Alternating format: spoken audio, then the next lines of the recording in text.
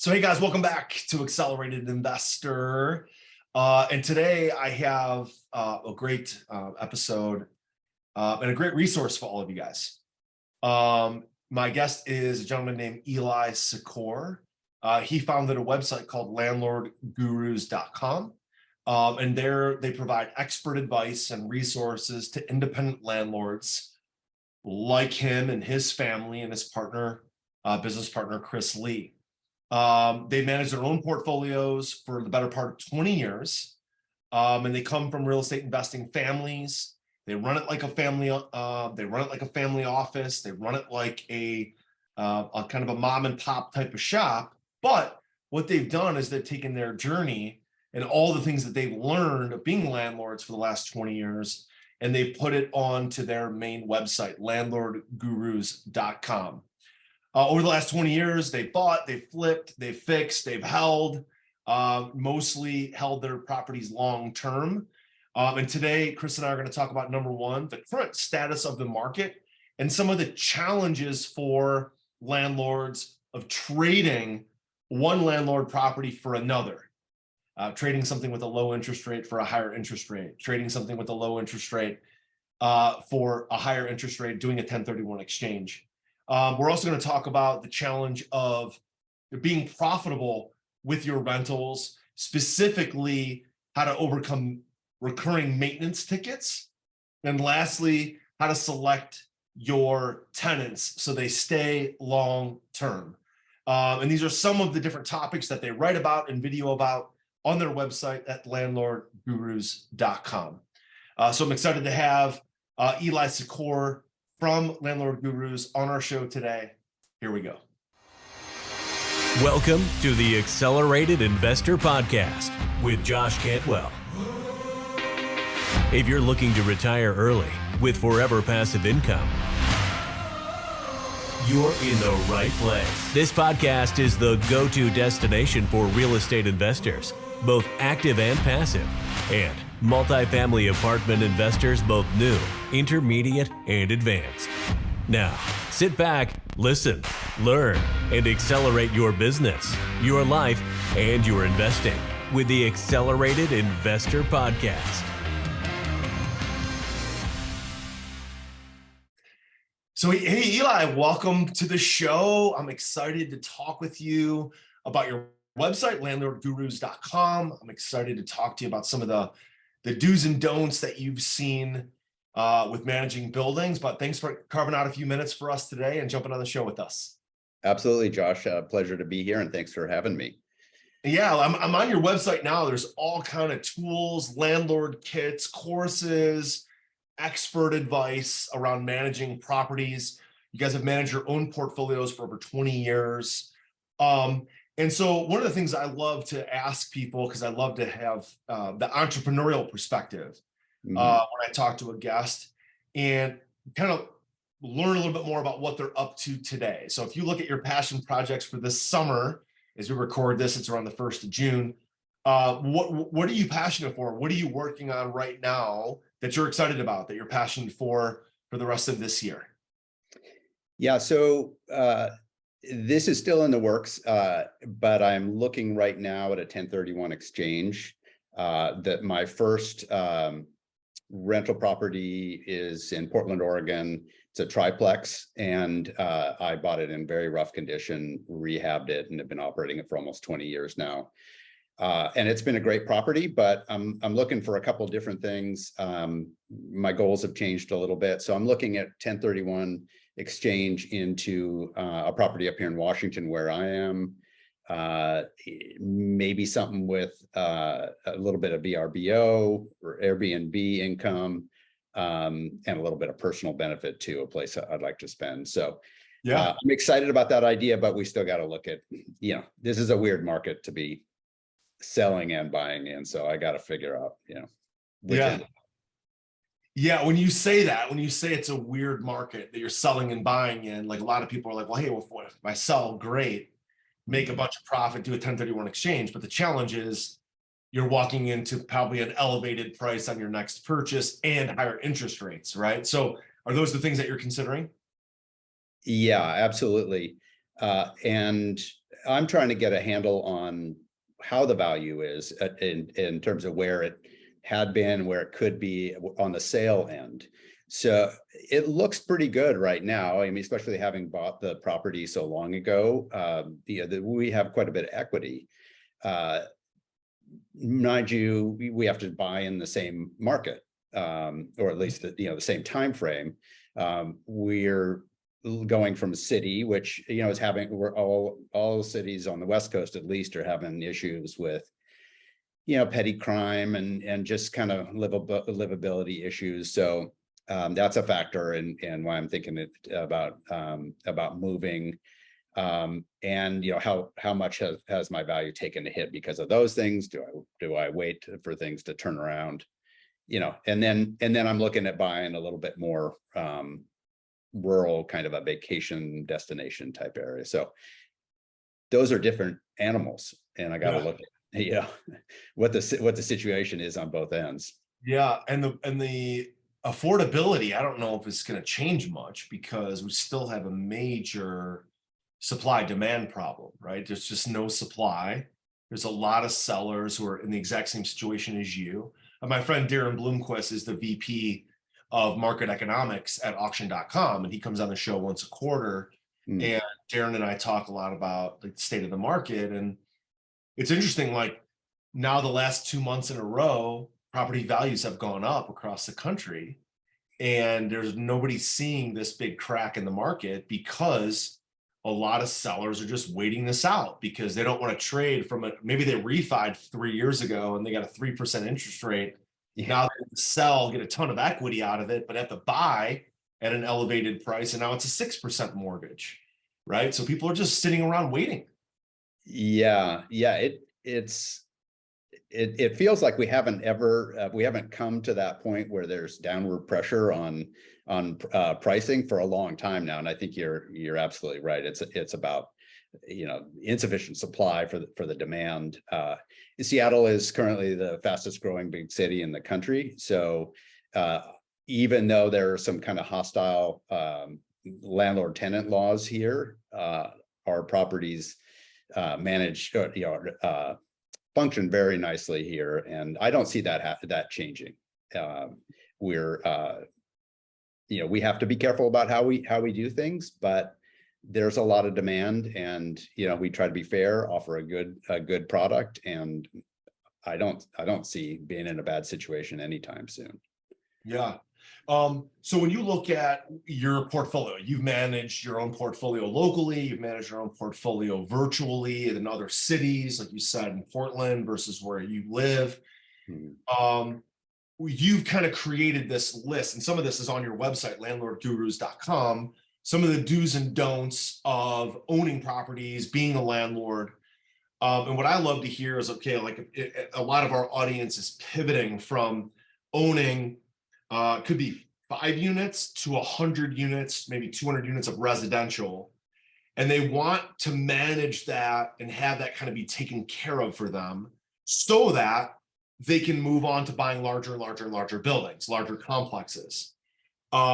So when you and I were talking before the show, we talked about there's really 2 categories. We think that there's the most leverage, the most ability to either really make your portfolio turn out a lot of profit, or have your portfolio be overly expensive and actually lose money. You mentioned those 2 categories, Eli. So let's talk through those, because I think what a lot of our audience is trying to do is really dial in their maybe smaller units, the residential portfolios, so that they don't have to think about it anymore, and make sure now they have the freedom and the free time to scale up into larger and larger buildings. You mentioned tenants, you mentioned maintenance. So let's talk about some of those do's and don'ts. Maybe let's talk about maintenance first, because that's one area that I'm always looking to improve in, because I'm an idiot when it comes to the cost of materials, the cost of labor, some of the different fixes that are out there. And I just went through a 3-hour meeting with my team. I literally just got done with that meeting to jump on this podcast with you. And that's all we did was comb through our P&Ls and comb through 19 different P&Ls, 19 different complexes, and looking at our expenses. So what are some of the things that you think move the lever when it comes to maintenance, when it comes to managing that portfolio? So this is not easy to do, but I think the number one thing that makes a difference in my experience is to find a way to effectively triage maintenance requests. And capital improvements is an entirely another question, but I primarily self-manage. For the last 2 years, I've had a property manager in Portland, and my difficulty there is where I've got a lot of experience with being able to figure out what might be the problem with a dishwasher or a garbage disposal or various things that are going on. I've got a lot of experience in construction, so I have an advantage there. That's one of my prime advantages. So to find a way to upfront figure out what's likely to be the best solution, and maybe more importantly, the best vendor to use. A good handy person, if you can't do it yourself, a good handy person, and it may even be worth, pounding the pavement in the market where you're owning, even with larger buildings, to find a resource that is really useful. You can call on, even if you have a property manager that you can kind of direct them to. They're probably going to appreciate it because their lives are hard finding vendors in this marketplace too. So somebody who can say, either over the phone, given some photos. That's one of the things that our property management software does nicely, is they allow a tenant to upload a request and some photos or video of what's going on. If I can get my eyeballs on something, I can usually figure something out, and maybe not call the appliance repair person, maybe just say, get a new dishwasher in there, as an example. But, if you can get somebody who's reasonably priced and just good to work with, who can go and take a look or, think about things from a maintenance perspective, you keep yourself from wasting a lot of money, because just sending a vendor, often it's a waste of money. Yeah. So. Do you think, so triaging those maintenance requests, so what you're talking about is kind of empowering your residents to submit a maintenance ticket, upload the photos, so you don't have to make a run out there. Yep. Look at those video and photo requests or video of a leak or some sort of break, and then being able to decide, like, who do I want to triage this out to without having to go. And so really encouraging your residents to onboard the software, use the software, and submit payments, submit maintenance tickets online. It really starts with that, right? Yeah, absolutely. And my experience is that tenants are usually pretty helpful. They're willing to send a photo.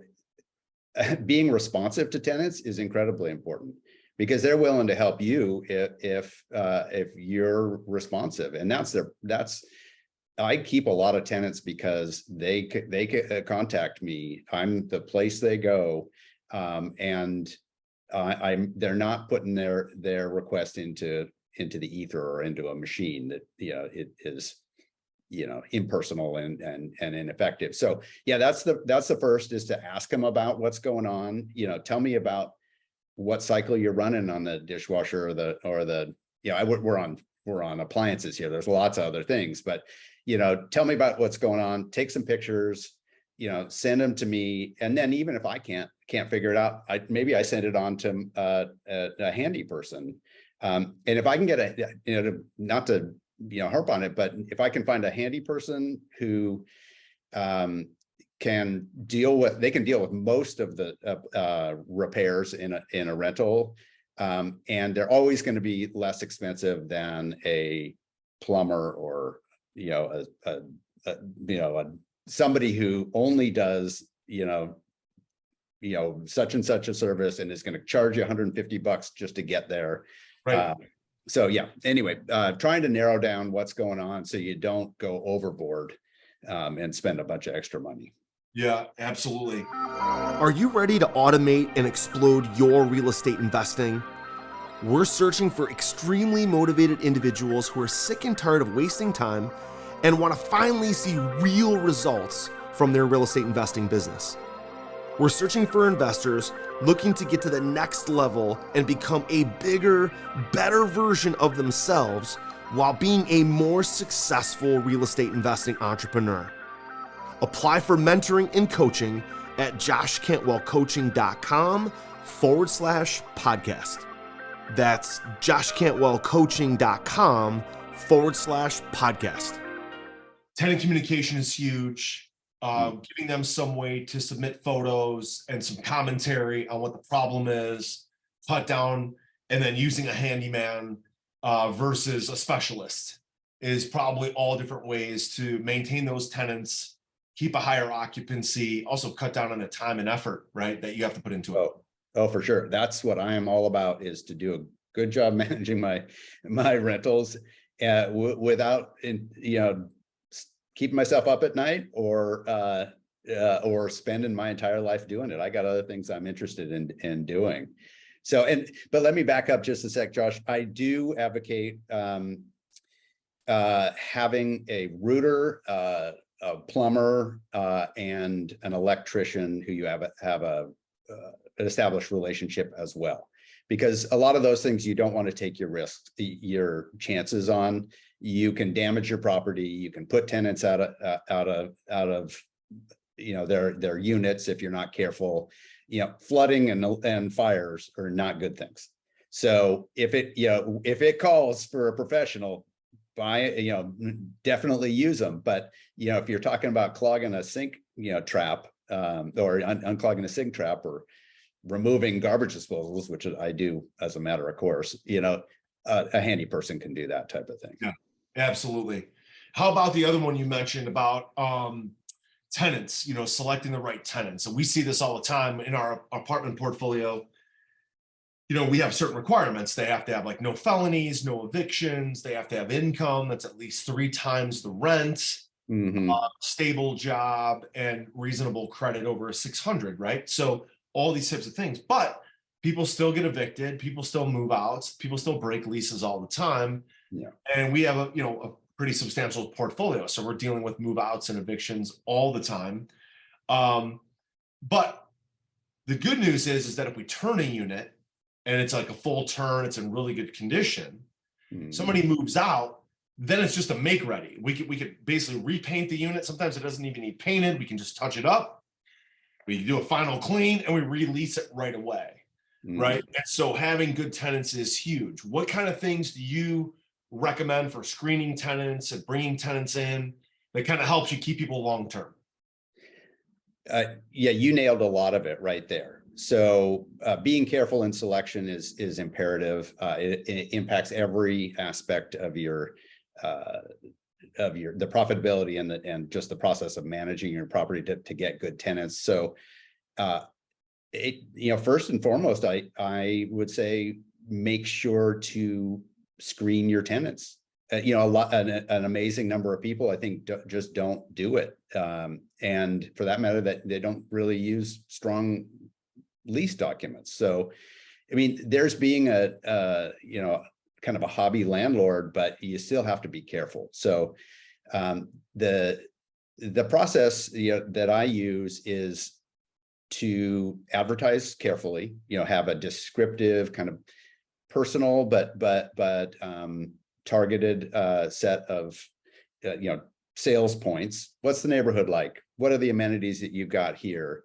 In my case, I say this is a family run building. People do like that, and take good photos. So that gets you as many leads as you can. Syndicate your advertisement across as many sites as you can. I use, we write about Avail and Tenant Cloud and Turbo Tenant, all kinds of property management softwares. And one beauty is that they syndicate your advertisement, across, Zillow, PadMapper and Zumper, and get it out there. So and deal with everybody as they come through in the same way. Always ask them pre-screening questions. For me, it's, do you smoke in any form? Do you have pets? Do you make the income threshold? I use 2.5, and then I say after significant debts. or you can use a debt to income ratio. And when do you want to move? Because that often I'll get down the road with somebody and then they'll say, well, I want to move in August. So that narrows people down because they know kind of some things that you're looking for. And sometimes they don't take the trouble even to respond. And that narrows things down. Yeah. So, That's great. Yeah. So marketing to me is huge. Being on all the websites is huge. You know, I'm surprised by how many people are just reliant on apartments.com or Facebook Marketplace. And like, those are the only two things that they do. And people are finding units on all those other different websites that you mentioned. It's important to kind of syndicate those listings out and update them regularly. But Facebook Marketplace is a very powerful place to find residents. We find hundreds and hundreds of residents per year for our portfolio off of Facebook Marketplace for free. But the residents don't want to be surprised. They don't want to be surprised by seeing one set of photos online and then they show up and see something different, right? That'll get you some bad reviews and some bad reputations if you do that. So the photos online have to match that unit for sure. Videos are great. I'm just starting to implement that, and different platforms allow you to do different things in terms of getting videos up on the listings, but at least you can put a link to a YouTube tour as well. And, you know, doing all these steps ahead of time, you know, getting people to know what they're looking at, setting expectations, some of the things that you mentioned about, you know, the criteria. In Seattle, we're required to tell everybody what the criteria for acceptance is. So, but it's good practice too. You know, here's the income ratio. We need to be able to contact prior references. That's something I feel really strongly about as well. Is, you know, you get a feel for how people have dealt, your prospective tenants have dealt with other people. And even if you don't get anything real concrete, you get a feel for it when you've contacted people that they've dealt with. Yeah. So yeah, and all these initial steps kind of narrow down so that you're only spending your time and these people are only spending their time where it's really going to be a fit. And they've seen what they're going to get, you know, they know what you're looking for, and, you know, you show it either video or in person, and, you know, it saves a lot of time. Oh yeah. Yeah. I say marketing is sales in print or in video, right? There's a tremendous amount that people can see from their home. I think this is one of the good things of COVID, is that people got used to sharing videos, sharing marketing, looking at TikTok, looking at YouTube, looking at videos, getting things online, because they wanted the interaction to be minimal, right? The face-to-face interaction to be minimal. And people were still moving in and out of apartments all the time in COVID. I mean, sometimes they were actually being taken out in body bags. That actually happened to us many times. But other times it was they actually were moving in and moving out, and you wanted to keep the contact to an absolute minimum. Right. And so today, now people are used to that. They're used to that kind of interaction. So TikTok videos, YouTube videos, kind of sizzle reels, pictures, you can sell a unit pretty fast that way. So that when somebody does show up, they're already predispositioned and kind of ready to lease the unit. And it's like, they just want to show up one time to check the box that the unit's real, so they can actually schedule the move, right? You can do so much of this stuff online, especially if you're doing it virtually. Yeah. So amazing stuff, Eli. So tell us a little bit more about landlordgurus.com. You guys have this site together. There's a lot of content on it, from landlord courses to the ultimate landlord toolkit, expert advice around the best online rental payment services, how to advertise your property the right way, how to screen tenants. A lot of stuff on this website. So when people go, what are they going to find?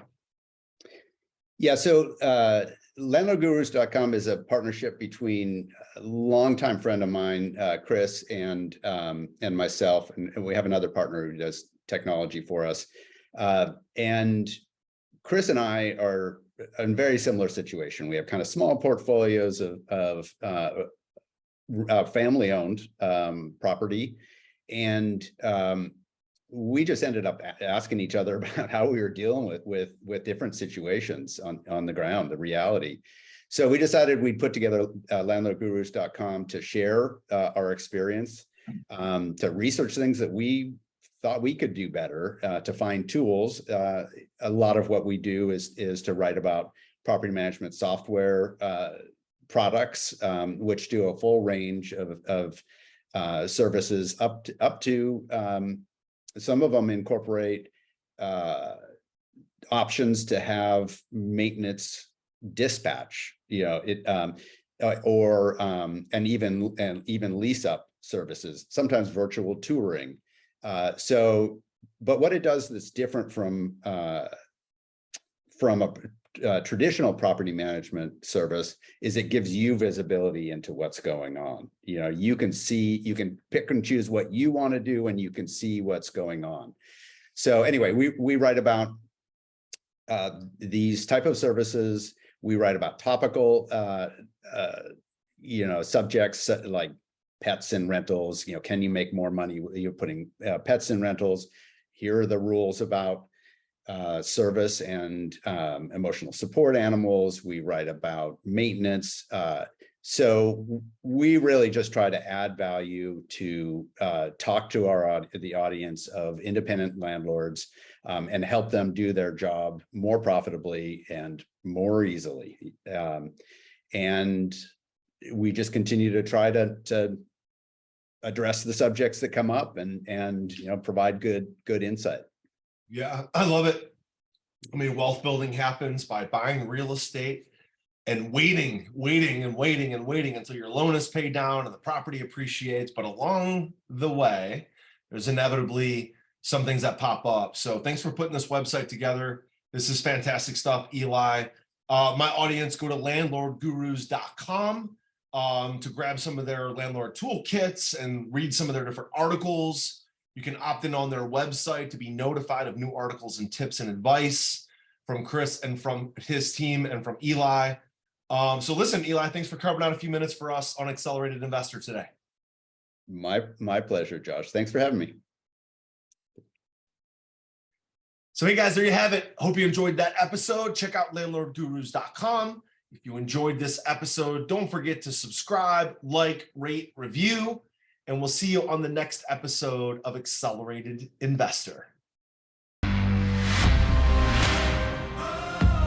You were just listening to the Accelerated Investor Podcast with Josh Cantwell. If you enjoyed this episode and learned something new, help us build the AI community by leaving a review and 5-star rating on our iTunes podcast channel. Also, don't forget to subscribe so you never miss another episode.